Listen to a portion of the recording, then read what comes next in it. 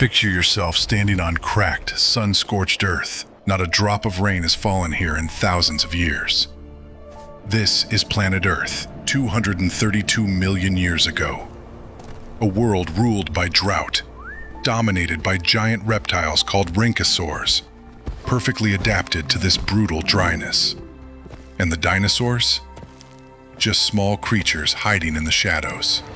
Because this parched world was never built for them. But suddenly, everything changed. For an entire million years, the sky refused to stop crying. Rain like the earth had never seen before drowned the world of drought, killing the giants who believed their throne was eternal, and opening the door for those marginal little creatures to become, over millions of years, the rulers of the planet. Welcome back to WorldLens Docs, the channel that takes you on a journey through time to uncover the secrets of our planet and its lost worlds. Today, we're diving into one of the strangest and most important moments in the history of life on Earth, an event scientists call the Carnian Pluvial Episode, an event that stayed hidden inside rock layers for millions of years until scientists uncovered it and realized it might be the real reason the dinosaurs rose to rule the planet. Before we begin, if you love time travel journeys and mind-blowing scientific discoveries, subscribe now and hit the bell, because what we're about to reveal will completely change how you see the history of Earth. Let's rewind to the Triassic period, about 232 million years ago. Back then, the continents didn't look like they do today. They were fused into one massive landmass called Pangea, surrounded by a single vast ocean called Panthalassa. But this enormous gathering of land came at a steep price: climate. The farther you moved from the ocean coastlines, the less moisture reached you, and the result was a continental interior that turned into an endless desert, dry and barren, much like today's Rub al Khali Desert, but stretched across an entire continent. In this arid world, life had adapted to the drought. The dominant creatures weren't dinosaurs. They were a group called Rhynchosaurs, massive herbivorous reptiles, pig-like in general shape, that ruled the dry plains thanks to their ability to digest tough, coarse vegetation. And the dinosaurs at this stage? Just small, marginal creatures living in the shadows, making up no more than 5 to 10% of land animals. No one could have imagined they would one day become the rulers of the planet. But nature was preparing for a massive upheaval, and its spark was igniting somewhere very far away, deep underground. Here's the question that puzzled scientists for decades. How can you know the sky poured down rain 232 million years ago, in a time with no human witnesses, not even a single camera to document it? The answer, as always, is written in the rocks. The story begins in the Italian Alps, specifically in a region called the Dolomites. There, geologists noticed something strange: a thick band of dark sandstone and mudstone, sitting right in the middle of pale limestone layers that had formed in a relatively dry marine environment. This dark band wasn't a coincidence. It was clear evidence of massive amounts of sediment flowing from land into the sea, sediment that could only travel in such volume because of raging rivers, and raging rivers only form because of heavy, sustained rainfall. Then came the stronger piece of evidence: chemical isotope analysis of carbon within these layers. Scientists discovered a sharp disruption in the ratio of carbon-13 to carbon-12, known scientifically as a carbon isotope excursion. This kind of disturbance only happens as a result of a violent, rapid chemical shift across the entire atmosphere, one that occurred within a geologically brief window, no more than 1 million years, a mere blink of an eye compared to Earth's age, which is measured in billions of years. And here's the most important part. This evidence wasn't found in just one place. Other scientists found the exact same pattern, the same dark layer, the same chemical disturbance, in rocks from England, Mexico, China, and even the Canadian Arctic. When the same evidence repeats itself in places thousands of kilometers apart, that's not a local event. That's a global event that reshaped the planet's climate almost simultaneously, everywhere. Before we move on to the heart of the event itself, the volcano, that changed everything. I want to remind you that content like this takes hours of research and scientific fact-checking to bring you the most accurate details possible. If you're enjoying this journey, hit that like button now. It genuinely helps this channel reach more fellow history and science lovers. And if this is your first time here, don't forget to subscribe, because the rest of this episode will reveal how the enemies of the environment became the very energy sources we rely on today. Let's continue. And now, to the heart of the story. The real culprit behind this climatic upheaval wasn't in the sky.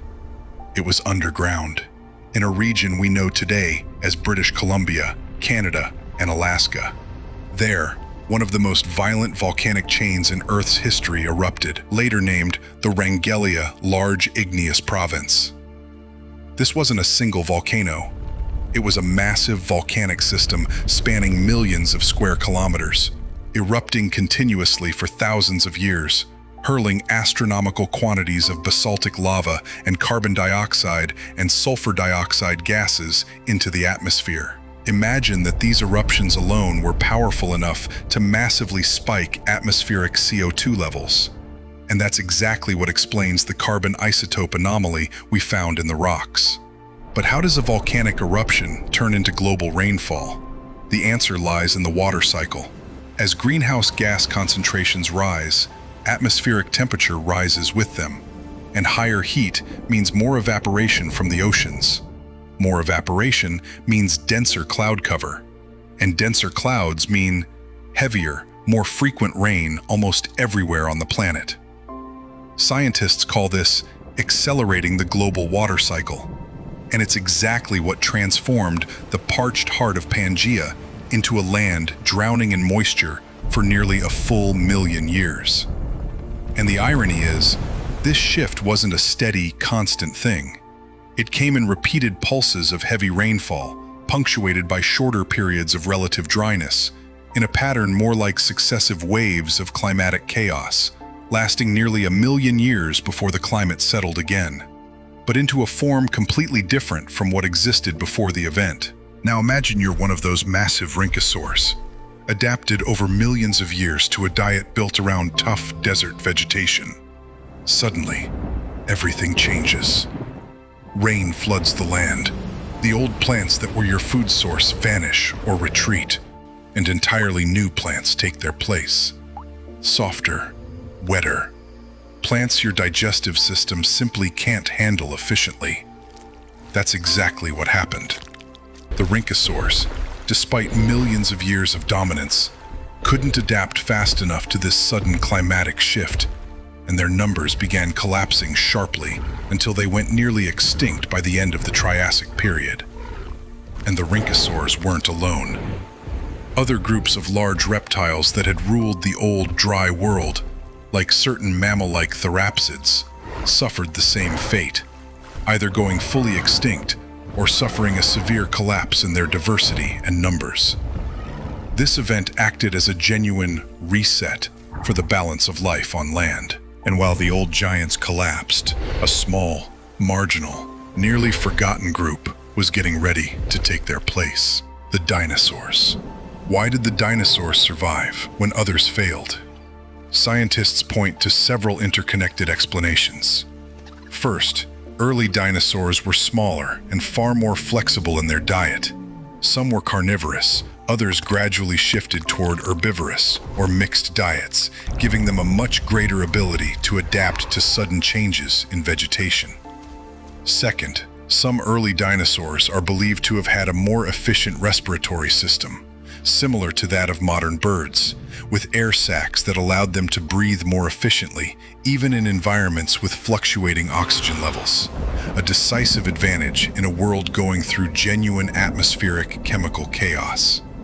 And most importantly, the new plant diversity that emerged after the Carnian Pluvial Event, specifically the spread of modern conifer forests and plants suited to wetter environments, created entirely new ecological opportunities. Opportunities the Rhynchosaurs were never equipped to exploit, but the dinosaurs were. Within a geologically short window, the dinosaur share of land animals jumped from under 10% to over 50, even 90% in some fossil records immediately after the event. The dinosaurs suddenly found themselves in a world that had been completely rebuilt for them. Stop with me for a second.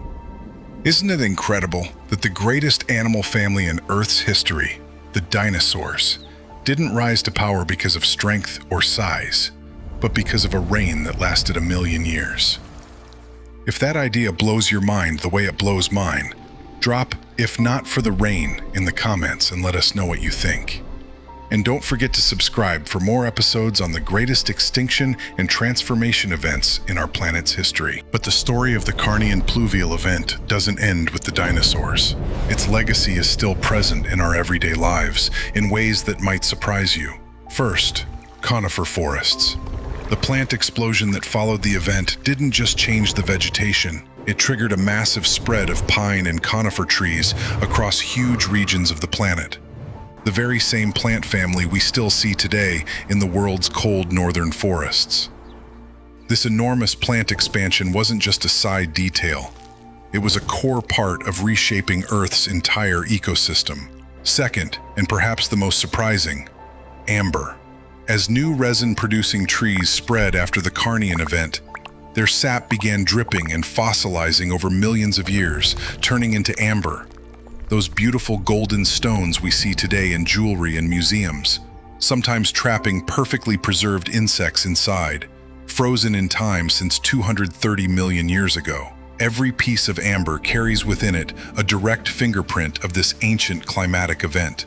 Third, fossil fuel sources.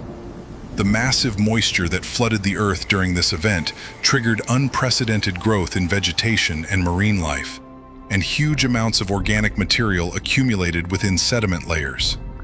Over millions of years of pressure and heat underground, this buried organic matter transformed into some of the most important coal and oil deposits we depend on as a primary energy source today. In other words, part of the fuel that drives the modern global economy was literally born from that rain that lasted 1,000,000 years, 232 million years ago. This is what makes the Carnian Pluvial Event more than just an ancient chapter in Earth's history. It's a direct link between the deep past and our present, between an ancient rainstorm and the car you drive today, between a forgotten pine forest and a glowing piece of amber in a museum. An event that happened 232 million years ago might seem irrelevant to our lives. But the truth is, it carries a critical climate lesson. What happened in the Triassic period was the result of a rapid spike in greenhouse gas concentrations, which heated the atmosphere, accelerated the water cycle, and triggered a radical shift in ecosystems across the entire planet, along with a mass extinction of species that couldn't adapt quickly enough. This pattern, even with different causes, directly echoes what scientists discuss today about modern climate change. When Earth's atmospheric chemistry shifts rapidly, the consequences reach every level of life, from the largest creatures to the smallest plants. The only difference is, what happened 232 million years ago took 1,000,000 years to unfold, driven by massive natural volcanoes, while what's happening today is driven by humans over the span of just a few centuries. From a parched land to a world drowning in rain. From Rhynchosaurs that dominated for millions of years to small dinosaurs that inherited the planet. The Carnian Pluvial Event reminds us that the greatest transformations in the history of life don't always come from sudden catastrophes. Sometimes they come from 1,000,000 years of rain that simply refused to stop. If you enjoyed this journey through time, don't hold back your like. Share this video with anyone who loves history and science, and subscribe to WorldLens Docs to be first in line for our next deep dives into the hidden secrets of planet Earth. In our next episode, we'll reveal another event that changed the course of history, but that's a story for another day. See you soon.